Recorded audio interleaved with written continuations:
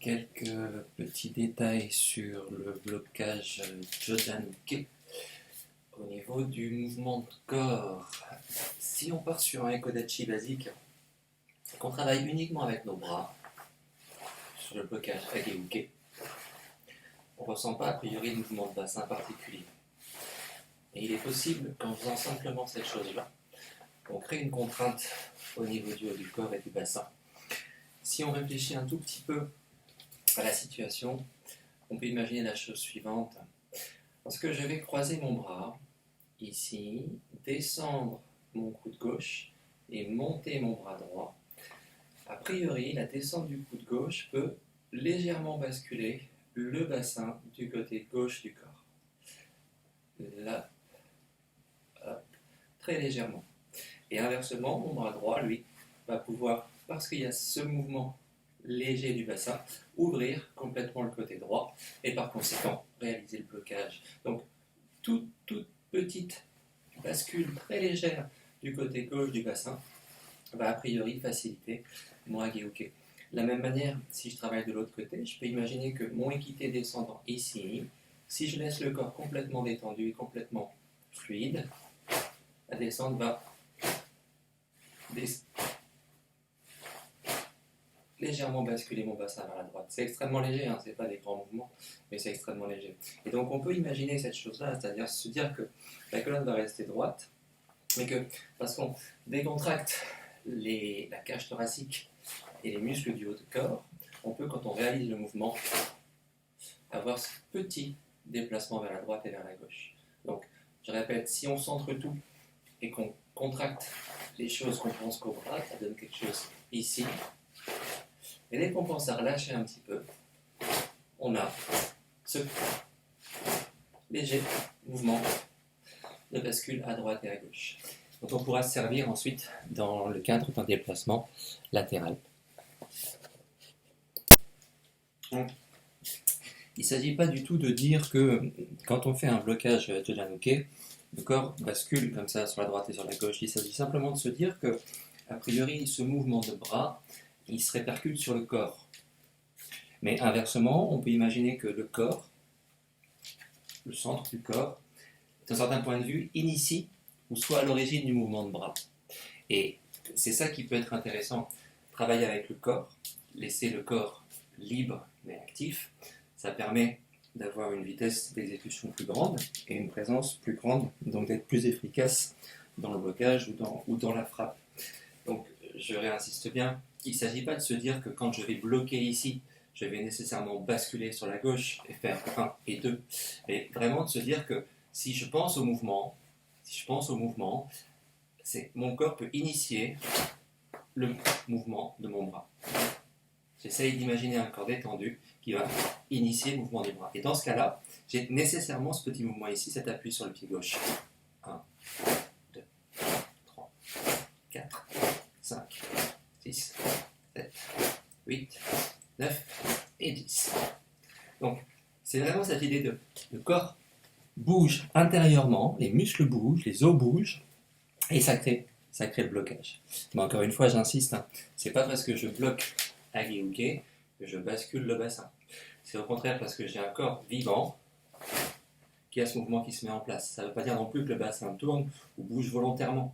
Je ne le fais pas bouger volontairement. Simplement, anatomiquement, c'est assez logique d'avoir ce sentiment ici, quand ça monte et que ça descend, d'avoir ce mouvement-là, très légèrement. Donc mes genoux sont toujours décontractés, je ne suis pas bloqué, de manière à pouvoir absorber une frappe ou réagir sur une frappe. Donc, la capacité à pouvoir relâcher mais être présent dans le centre du corps donne un Ageuke beaucoup plus intéressant. C'est ça l'idée. Donc, si on conserve cette notion-là, on peut imaginer, avec ces histoires de jambes qui sont relativement détendues, qui ne sont pas figées sur le sol, de genoux qui sont lâchés, que le mouvement de mon corps sur la gauche ou sur la droite ne va pas nécessairement empêcher le blocage de mon bras de se faire. Ou en tout cas, je peux en même temps et bouger et faire mon blocage, puisque ça réalise la même chose. Je bloque avec une légère bascule sur la gauche. Il me suffit de laisser partir le bassin pendant ce mouvement. Et je peux réaliser très rapidement gauche, droite, gauche, droite. Donc l'idée, elle est là. Je laisse ça relativement tranquille. Légère bascule sur la gauche. Légère bascule sur la droite.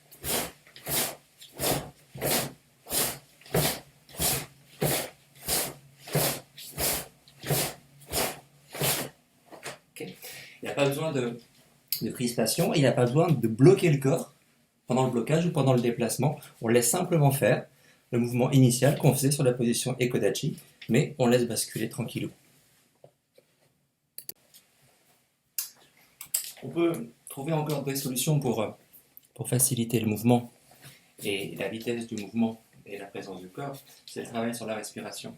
Ici, je vais réaliser un premier blocage visage et un second blocage visage. Donc, ce que je peux dire au niveau respiratoire, c'est qu'on peut essayer de travailler de la façon suivante pour commencer. J'ai ma position. Et au moment où je vais basculer sur le côté gauche, je vais être sur une inspiration. J'ai inspiré. Et lorsque je bascule sur le côté gauche, je vais expirer. Donc on essaie de se faire ce travail-là en se disant que c'est la respiration maintenant qui va initier le mouvement du corps. Tout à l'heure, on était, quand on faisait le tout début, juste sur un mouvement de bras. Puis on s'est dit le corps peut légèrement être actif, bouger pendant ce travail. Le corps pouvant bouger, les pieds peuvent bouger aussi. Et maintenant, on se dit que c'est la respiration qui va être à l'origine de toutes ces choses-là. Donc pas la peine d'aller vite pour commencer. Simplement un Ekodachi, inspire, expire, et on relâche. Inspire, expire, et on relâche. Et on relâche. Comme il n'y aura pas d'arrêt entre mon inspiration et mon expiration, a priori, je n'aurai pas une position complètement figée quand j'ai réalisé mon premier blocage. Je serai tout à fait susceptible de me servir de mon expire pour rebouger tranquillement de l'autre côté. Et c'est ça l'idée, c'est ça qui va créer la possibilité d'accélérer le mouvement. Donc je répète tout doucement, inspire, expire, inspire, expire, inspire, expire. Quand on garde ça et qu'on libère un petit peu, tout doucement on va voir que ça peut accélérer le mouvement. Et il n'y a pas besoin d'avoir de tension particulière dans le corps pour le réaliser. Ici, inspire, expire.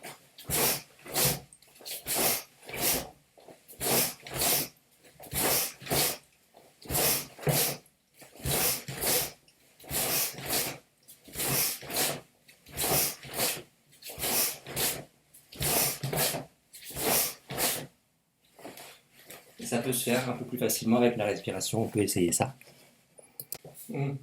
Exactement. Alors la même idée, on peut imaginer un déplacement sur la gauche avec ce blocage visage, et cette fois-ci, remplacer le moment où il y a mon expiration, remplacer le déplacement que je fais pour faire mon prochain blocage par un travail de coup de poing, par exemple. Donc on peut imaginer la chose suivante, une inspire, une expire et une reprise de position. Inspire, expire et une reprise de position. Et là c'est pareil, puisqu'il n'y aura pas d'arrêt entre mon inspiration et mon expiration, mon souffle va couler naturellement.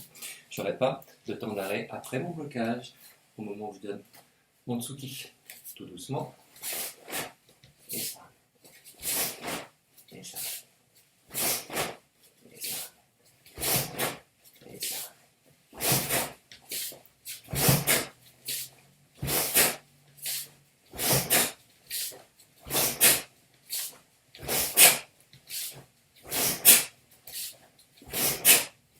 Et ça.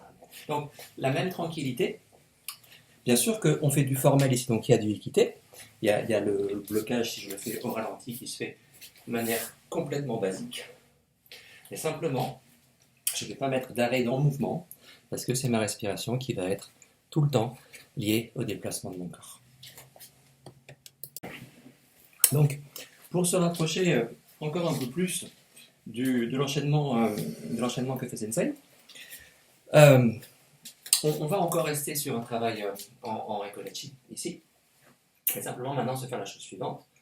Bascule tranquillement sur la gauche, ça veut dire blocage main droite. 1, 2, 3 et 4, et on revient tranquillement. Donc partir sur la gauche, blocage bras droit, naturellement sans ça. Et boum, boum, tranquille, 1, 2, 3, 4. 1.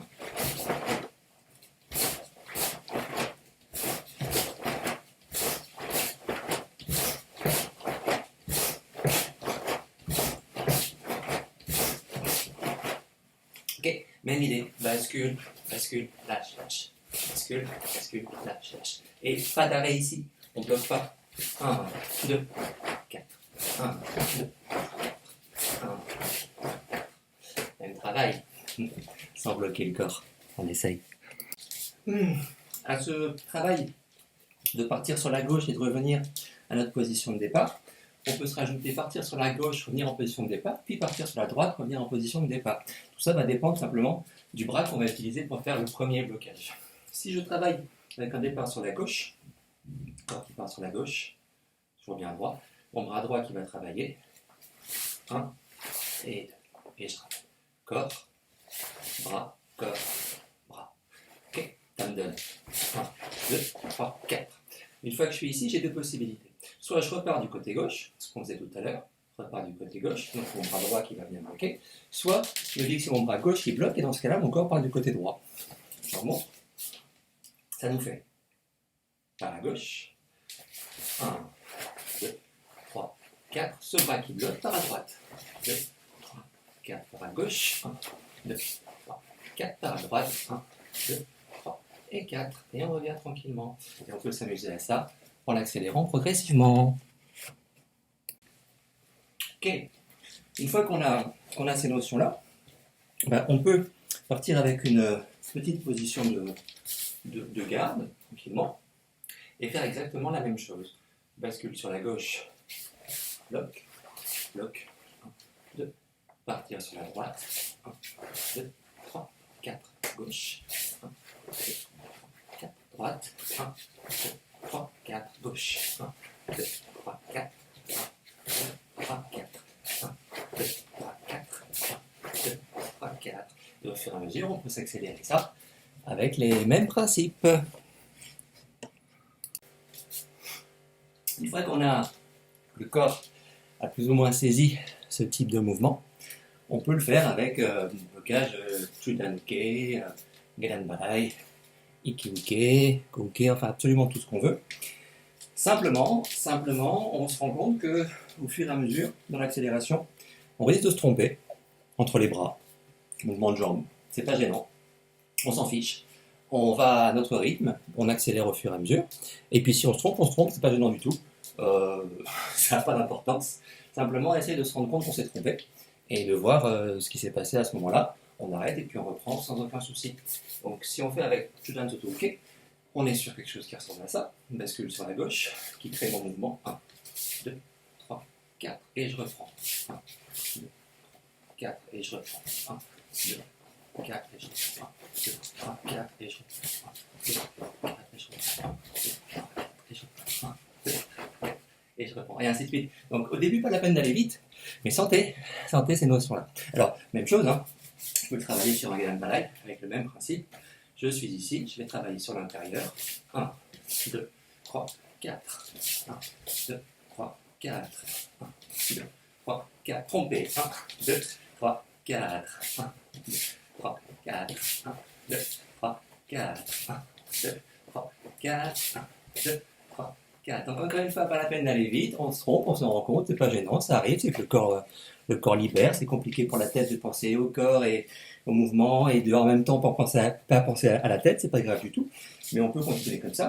Si on travaille sur l'Ikiuke, on va travailler là, même chose, 1, 2, 3 et 4, d'accord? Donc on va faire double travail ici, mais c'est pareil, je vais le travailler pour commencer avec 1, 2, 3, 4, 1, 2, 3, 4, 1, 2, 3, 4, 1, 2, 3, 4, 1, 2, 3, 4, 1, 2, 3, 4, 1, 2, 4, 1, 2, 4, 1, 2, 4, 1, 3, 4, raté, 1, 2, 3, 4, 1, 2, 3, 4. Ça roule? Donc on s'amuse à ça, encore une fois, se tromper, c'est pas grave du tout.